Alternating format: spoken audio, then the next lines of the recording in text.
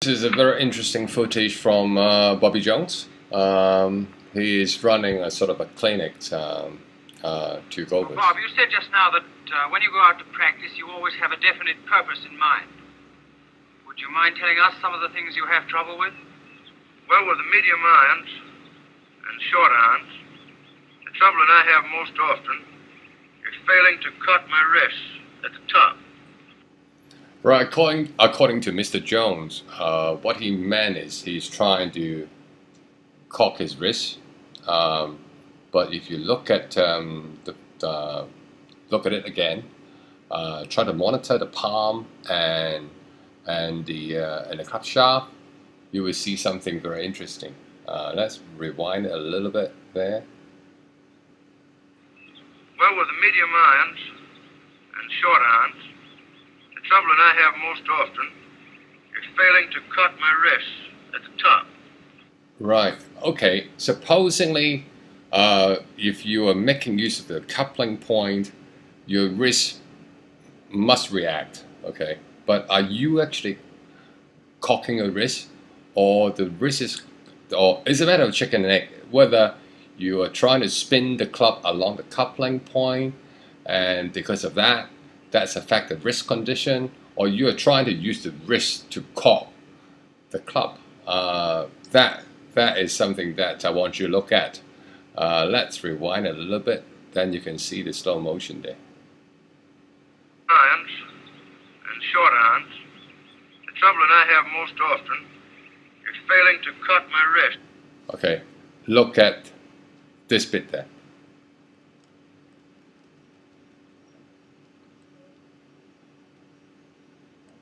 See the gap there? He sort of, if you look at the angle, the shaft angle, this is a shaft angle. Supposingly, if he is using his wrist as a center, that shaft should be pointing there rather than with a sharp angle like that, because he's because he is he's sort of like, you know, leaving a gap in between of the club and the palm. See the lifeline there? Okay, let me forward the video a little bit. If you look at it again, so okay, look at it again. See that?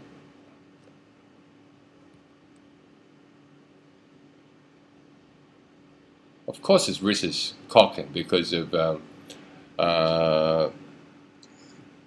the wrists have to coordinate with this motion there. Okay, let's continue. And again, this is pretty much his sort of like subconscious thought. Look at his right forearm position. It's pretty much like parallel. You know, that is something. This is his feel of his backswing, the maximum backswing. See the arm is parallel to the ground. Okay, the club head is still moving. Okay, because he is making use of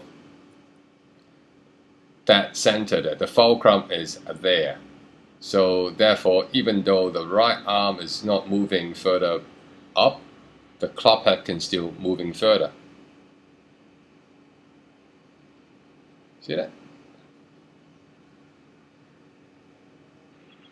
I'm inclined sometimes to hang on to the club a little bit too tightly, so that I don't get that nice rhythm. Now, you watch my hands when I play this shot, you see what I mean. I like to be able to feel the head of the club all the way through the stroke. Unless I use my wrist freely, my swing is all of it snap, and I have neither power nor control.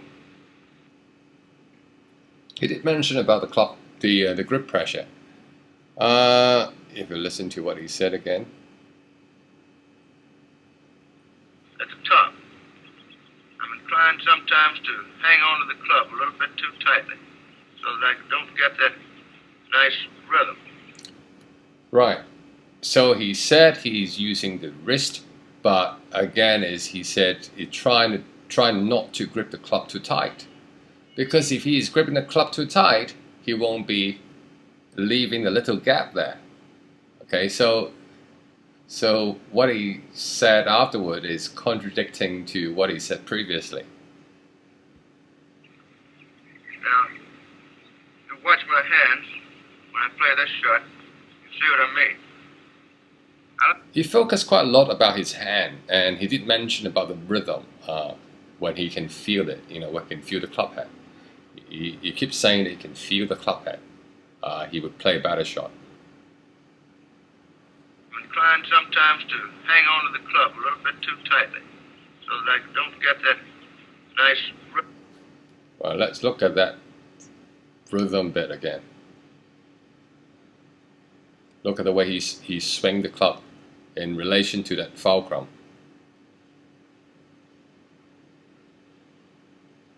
Low. Now, see the big gap there?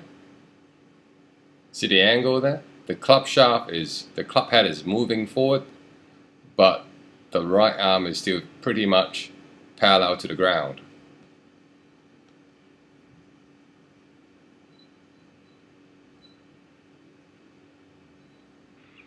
Now, you watch my hands when I play this shot, you see what I mean. I like to be able to feel the head of the club all the way through the stroke. You like to feel the club head all the way within the stroke. I use my wrist freely. My swing loses all of its snap, and I have neither power nor control. I do disagree, to Now what with the longer arms, I do disagree to what he said, just now about he trying to leave the wrist freely. Supposing the wrist is sort of free, but it's not totally relaxed because if your wrist is sort of like is soft, then you can't sort of like making use of the coupling point, because like the swing center will go to the wrist rather than the club is spinning along the coupling point. number one, for example, I sometimes find myself snatching the club back. Take it back so fast that it upsets the balance. And I find that I always hit the ball better if my backswing is very leisurely, almost lazy, like this. Now watch. Right, have a look at the takeaway. He's pretty much using the lacking club takeaway techniques, except it's very difficult to spot it. If you look at it again, this bit there. So it's a matter of he's trying to making use of the overtaking process on the backswing. Number one, for example, I sometimes find myself snatching the club back. Take it back so fast that it upsets the balance. And I find that I always hit the ball better if my backswing is very leisurely. See that? All right, let's do it again. Right. This is the dress position. His hand is moving at first, and the club head is lagging a little bit right now.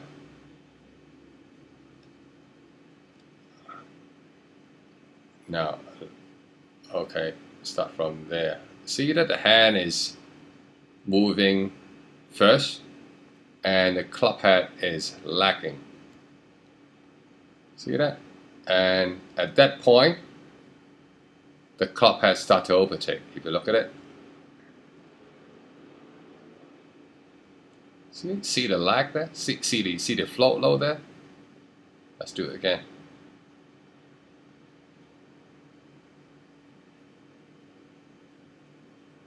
See that bit there? Let's do it again.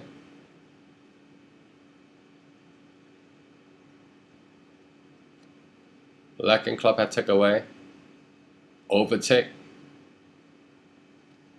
Right, this bit there. You look at the club. Look at the club shaft. That bit. From there. Okay.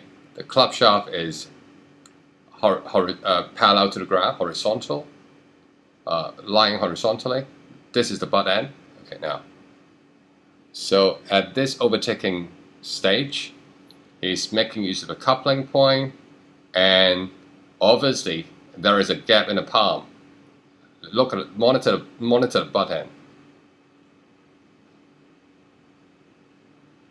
This bit, see that? Look, the club is actually wobbly. It is wobbling within his palm. Okay, from there. See that?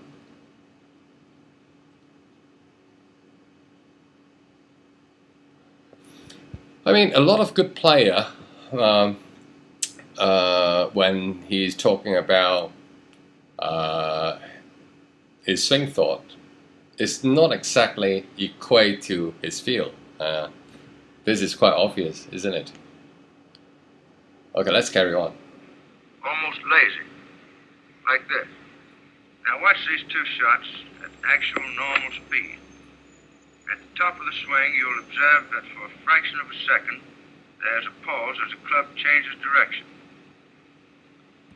He mentioned the club, pause at the top, but in fact, that's the inertia. Let's have a look at his swing. Okay. Okay. Now, that's the address position there. You waggle. You feel the club head. Now, this is a takeaway. From there, the hand is leading. The club head is lagging.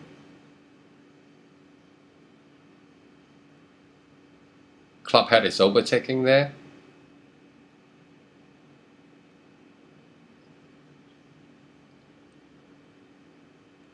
I mean, the way he does it is different because he's not restricting his lower body, at a backswing.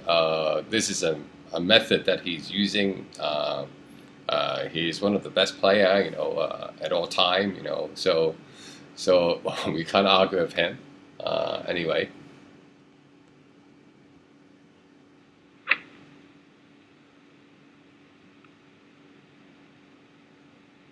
Same swing in slow motion shows how a slow backswing lessens the danger of starting downward too quickly.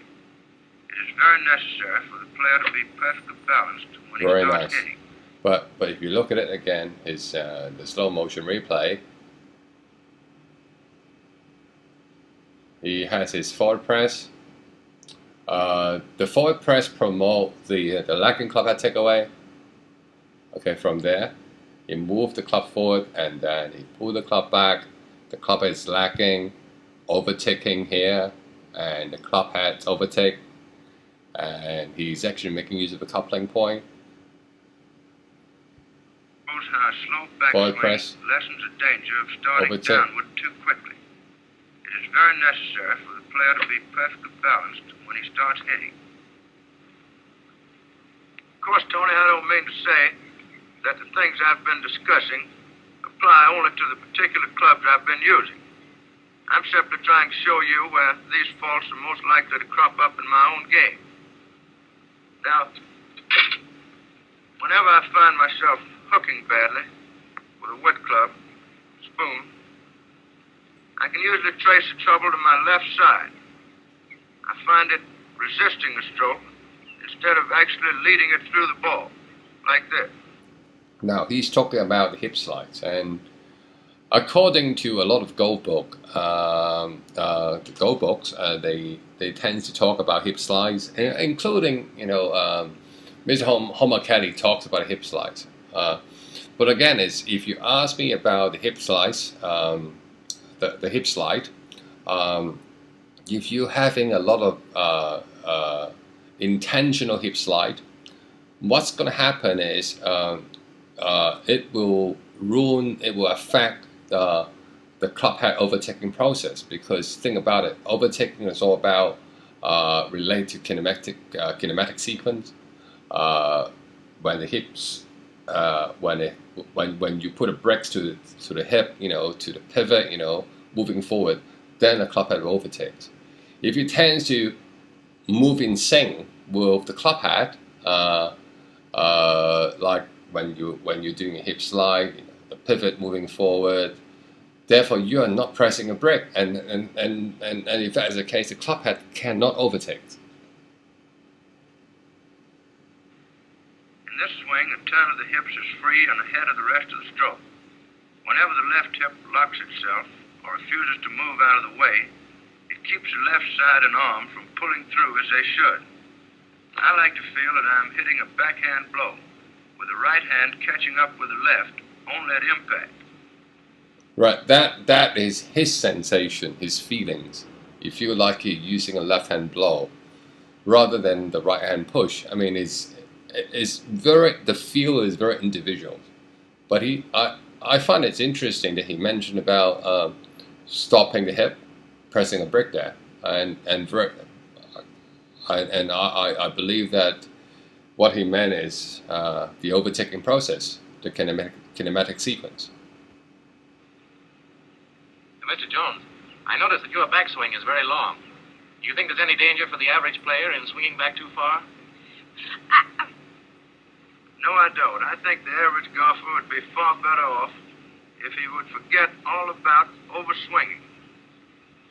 Overswinging, as I mentioned in other videos, the club head will need distance to accelerate.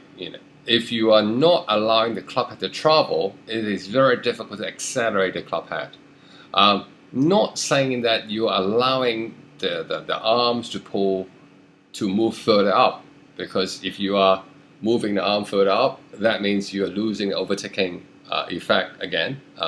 What I'm saying is you're losing that kinematic sequence, because the arm got to stop in order to get the club head to move further. So what he meant is you got to allow the club head to travel more distance in order to create the accelerations on the start down.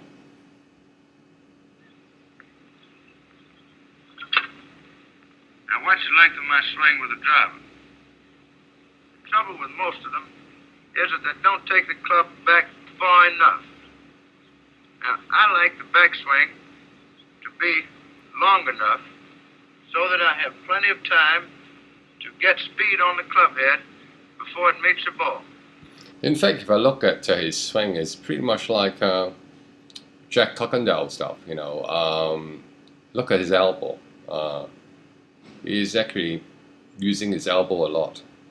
Before it meets the ball, without giving me any tendency to jump at. Have a look at it again. Slow motion. Look at his elbow, the right elbow there.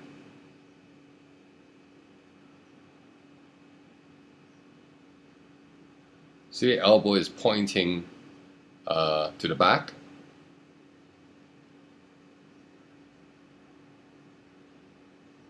Now, he flip his elbow to gain the extra power there.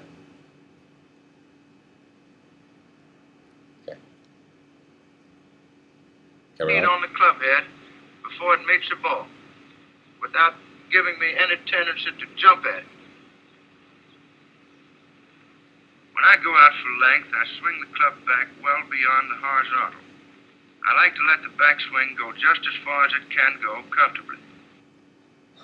Look at his palm. Wow, this is a wonderful angle. You can see exactly what is happening to his left palm and the right palm.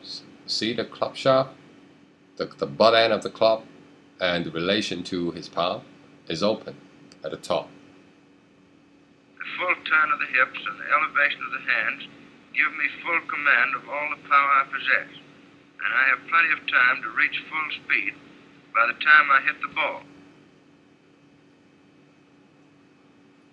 Let's move back a little bit. I just want to look at his elbow position.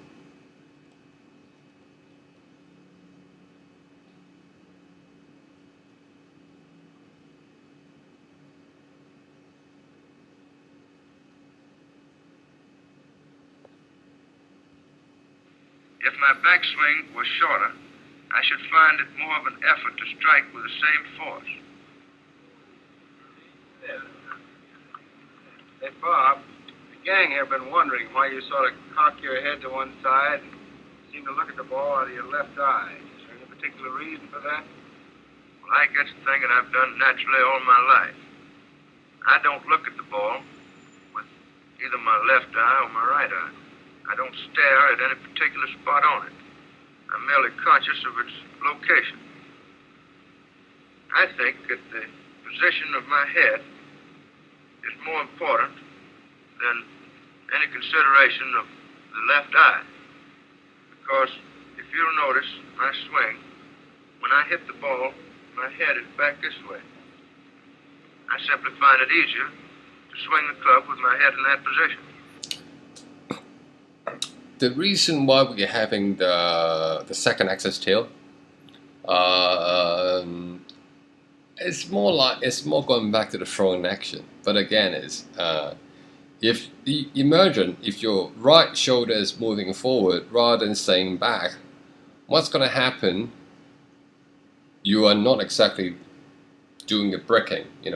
I mentioned a lot about the braking. It's like in emergent, if you are sitting at the top of at the roof of a car, traveling at 70 miles per hour, and all of a sudden, if I hit the brakes, the person at the top will just fly forward.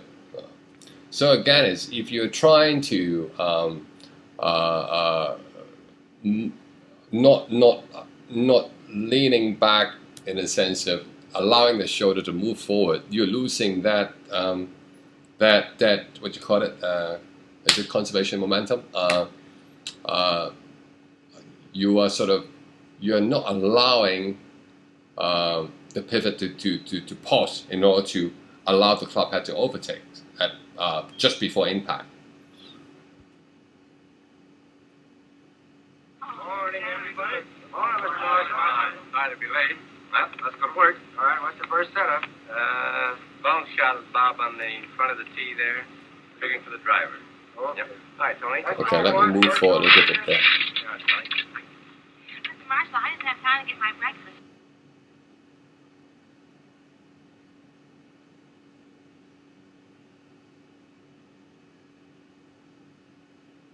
Hopeless. Oh. My hips again! My hips! I'm sorry, Bob. I thought Louise knew something about the game. You don't make golf, do you?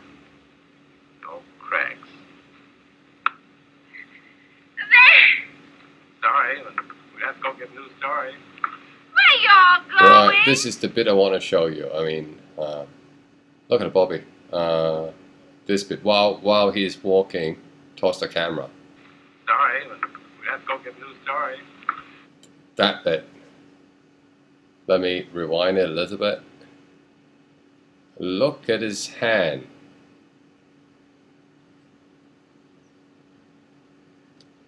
See that? He is actually wackled the club. He won't have a feel of the low of the club shaft in relation to the club head. Club head feel is the most important bit. When you can feel the club head, you have the rhythm. Look at the club head again. He wacko, he wacko, he wacko. When he wacko, the club, he's having a relatively firm wrist, but he's having that firm wrist subconsciously. All right.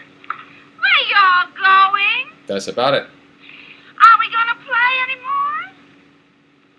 Oh, Mr. Jones!